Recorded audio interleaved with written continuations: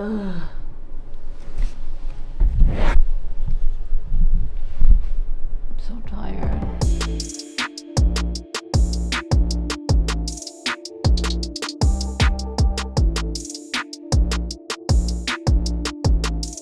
I cannot believe that 4 weeks have gone by so quickly. I just finished a full month of 70.3 training. So we're gonna go through how it went, what I'm gonna change moving forward. As I said in one of my previous videos, I don't have a coach. So one of the things that I told myself was that I was gonna be really honest to see, whether or not this training program is gonna work for me and pivot where necessary, and trying to see if what I'm doing right now is too intense or there's just too much too soon. And so when I first started my training plan, I started with the MOTTIV app as well as the FTP Builder program on Zwift, because one of my weaknesses is cycling and I wanted to get stronger at that.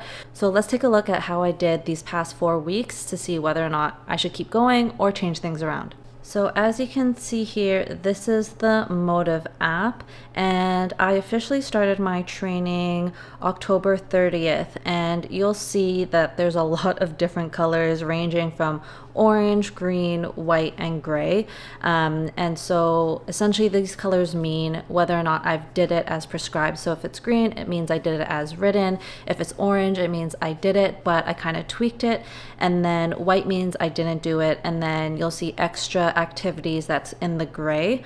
And so because I did the FTP Builder program on Zwift, there's a lot of the Zwift activities here that's in gray. So let's see, the first week I did 50% only because I modified a lot of the strength programs, and same with like the steady bike ride where I did the FTP program instead. And then the second week of November 6th, I did 83%, which was pretty good.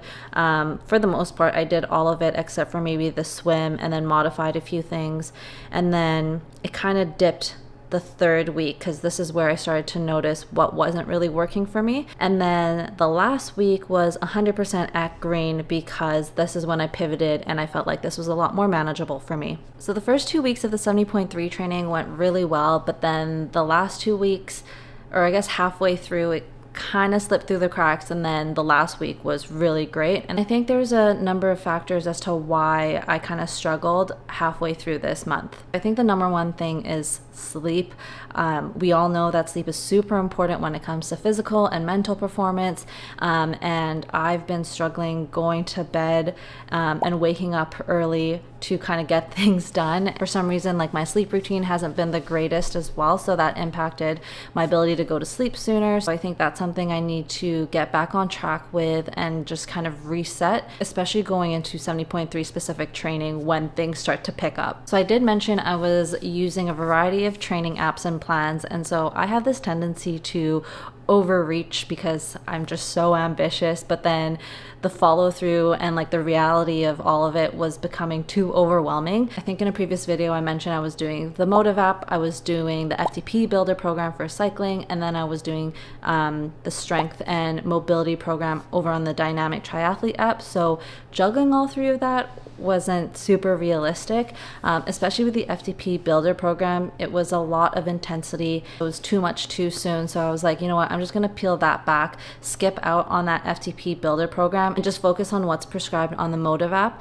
And so that became a lot more manageable. And then just using the Dynamic Triathlete app for the strength specific exercises as well as mobility. And I think what I like about the MOTTIV app is the fact that it breaks up my training plan into these 3 main phases. So right now it's off season, which I think is going to end around just after Christmas. And then after that, it's going to be baseline training. And then it's going to be 70.3 specific training. And so according to the MOTTIV app, off season is where we're focusing on recharging mentally by combining all these different plans and me wanting to become a stronger cyclist, it was just a lot, especially coming off such a tough season with my running. And so I was like, okay, you know what, let's just kind of peel it back, lighten the load a bit, and really actually focus on just recharging myself mentally. And I think that's been a really big opportunity for me the past month, is I haven't really been focusing on that. So I think heading into this new month, I really want to focus on that mental reset and just making sure that I'm mentally strong and I set that foundation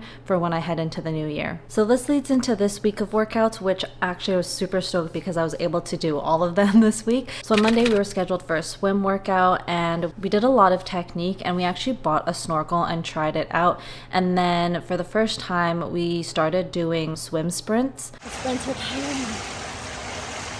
How was your snorkel? I almost died. I almost drowned with this thing. I don't know how to breathe. Like, I want to breathe through the nose, but then I don't know. Then the water went off the nose. Yeah, I think I had a panic attack with these, so I had to take it out halfway through the drill, and I was like, F that. For some reason, I just can't wrap my head around how to use them. I really thought that the lifeguard was actually going to come get me because I was just kind of like, oh my gosh, gasping for air. So that's definitely a work in progress. I don't know if I'm going to use them again, but we'll see.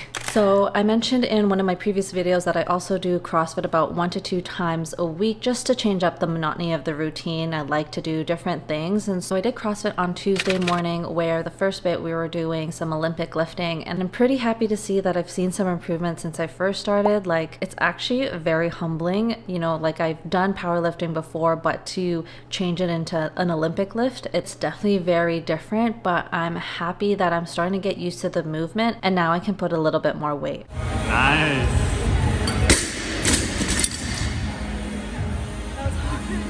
Keep that core tight.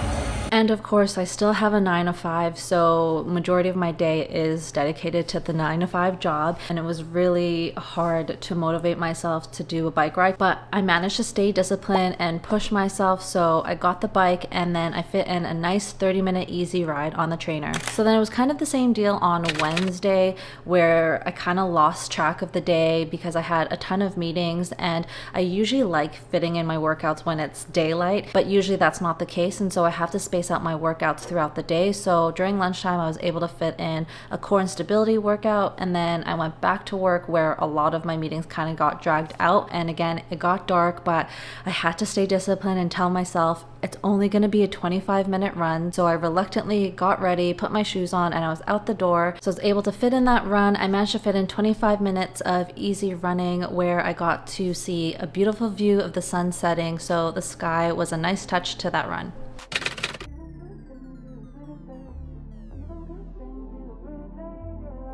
I've got an easy bike ride scheduled, and according to the MOTTIV app, I've got 30 minutes to do.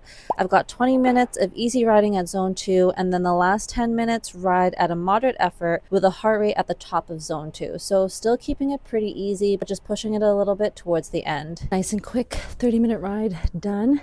But I am sweating. I don't know why, but when I go on easy runs, it's fine. Like, I can keep it easy and I don't actually sweat too much, but no matter how easy a bike ride is, like, I am always sweating. Could have taken my hoodie off, but I was just so lazy and I was scared it was gonna get too cold. But anyways, so after that bike ride, I did a mobility routine, and I don't film this quite often, but I actually do try to stay on top of that mobility routine just to make sure that, you know, these joints are staying lubed up. And I'm actually going pretty strong with my streak. I believe I am on day 23, so I'm pretty happy about that. Happy Friday. So today I am scheduled for a 30-minute run. We're actually going to build on last week's run. So I'm going to start with 20 minutes of easy running around zone 2, and then we're going to pick it up to zone 4 for the last 10 minutes. It's kind of chilly, so I'm going to warm up and start the run. I've got about 5 minutes left in the zone 2 section, and then I'm going to head into 10 minutes at zone 4. Oh my god, that last 10 minutes was a killer. Like, I can survive 5 minutes of fast running, but add another 5 and I'm like almost gassed. So after running 30 minutes, total distance time is 5.18 kilometers. I was doing so well with following through all my workouts this past week. until now. I was actually scheduled to also do a swim today, and me and my fiance had planned to do it like early afternoon, but something at work came up, so we were like, okay, let's see if we can push it, but then now it's kind of too late. And so I'm probably going to have to push it to tomorrow morning. Hopefully I'll be able to follow through with it. But yeah, I think this is like just an ongoing challenge for me, just trying to find that balance of training as well as life, because I don't want to get into this habit of being so like obsessed with this training and just sticking myself in this bubble, because I've learned the hard way that I can burn out easily, and I'm so early in this training journey that I need to avoid that or prevent that as much as possible. And I'm technically still in off season, so the goal for me is to really focus on recharging mentally before the hard work actually starts to come in when it comes to peak training mode. And I don't want to minimize all the stuff that I did today. Like, I actually still was able to go for a run. I fit in a strength session earlier today, and I just finished my mobility, so I actually accomplished quite a bit today. So I think I deserve to push my swimming out to tomorrow morning. At least that's what I'm going to tell myself. Oh my gosh, I am shocked. I actually made it out to the pool, and oh my goodness, it was a gong show, because when I arrived at the pool, there were so many people, and I was like, this is not a regular thing. And then it clicked somewhere along the way that there was a swim meet. And so I was like, is the pool open, to the receptionist? And she was like, yeah, the other side is open. So I went to the other pool, and then I started a few drills, and the next thing you know, a lifeguard tapped me, and they're like, this pool's going to be closed for lessons. I was like, oh, is the swim meet done? And she's like, it looks like they're finishing up, so yeah, you can go to the other pool. I'm like, okay. So went to the other pool, and then I double checked with one of the other lifeguards, and I was like, is this pool open? It did look like the swim meet was like finally over, and she was like, yeah, it's going to be open in about like 4 minutes. So just kind of like going back and forth. Really poor planning on my part, but I think lesson learned. I really need to go swimming either early in the morning or during the weekdays, especially when the kids are at school. That way I don't have to deal with like the crowds of kids and lessons and all that. It was a little stressful, but now I gotta go get some breakfast. We ran out of eggs, so I gotta pick some up, and then moving on to my next workout of the day. This came in the mail, and I'm super excited because it is the speed sensor and cadence sensor by Garmin. When I was doing the FTP builder plan on Zwift, it was telling me to aim for a certain cadence, and I was actually counting my cadence manually because the reading on the screen was definitely not accurate. And so I was like, okay, I think I need to get some kind of sensor so that way I don't have to like keep track manually. So I'm gonna put this on the bike and then try it out. Despite the gong show of what it was at the pool earlier, I was able to get my swim workout done. There was a lot of technique stuff, and I believe I was able to get about 1,100 meters in. So now I'm gonna put this on the bike and see how it goes. Oh my gosh, it's actually very small. And then I have a short strength session to finish after. Garmin recommends you secure your bike on a stand while installing the sensor. Ooh. Okay, I think I got that in. Okay, I think that looks fine. And next, installing the cadence sensor. On the non-drive side, place and hold the flat side of the cadence sensor on the inside. What?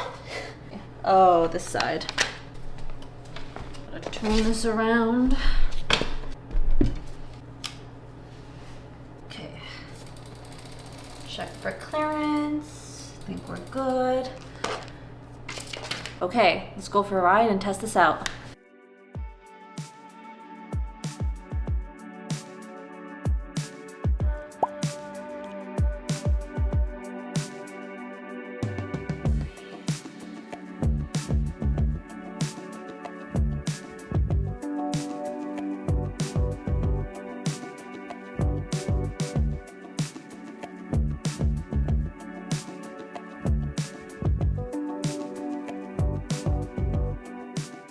today is the last day of this week's half Ironman training, and today we are scheduled to do a long run.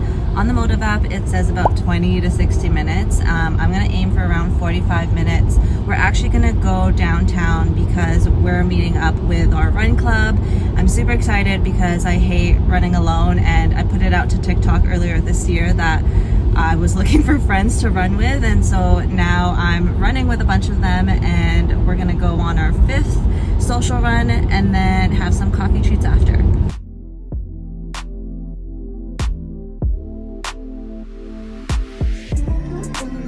Hi!